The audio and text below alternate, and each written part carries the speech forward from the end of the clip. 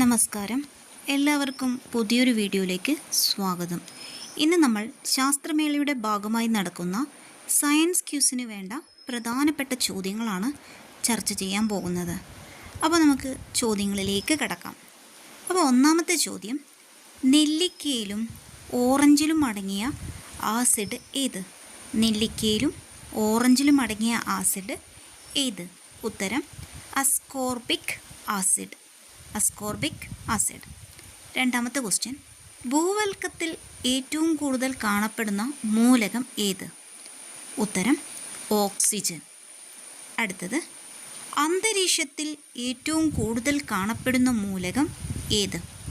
ഉത്തരം നൈട്രജൻ. അടുത്ത ക്വസ്റ്റ്യൻ, പ്രപഞ്ചത്തിൽ ഏറ്റവും കൂടുതൽ കാണപ്പെടുന്ന മൂലകം ഏത്?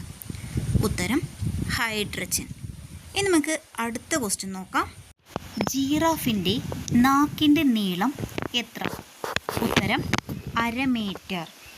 അടുത്ത ചോദ്യം, എലിവിഷത്തിൽ ഉപയോഗിക്കുന്ന രാസവസ്തു ഏത്? ഉത്തരം സിങ്ക് ഫോസ്ഫേറ്റ്. എലിവിഷത്തിൽ ഉപയോഗിക്കുന്ന രാസവസ്തുവാണ് സിങ്ക് ഫോസ്ഫേറ്റ്. ഇനി അടുത്ത ക്വസ്റ്റ്യൻ നോക്കാം. ജിപ്സത്തിൻ്റെ രാസനാമം എന്ത്? ഉത്തരം കാൽസ്യം സൾഫേറ്റ്. അടുത്ത ക്വസ്റ്റ്യൻ നോക്കാം.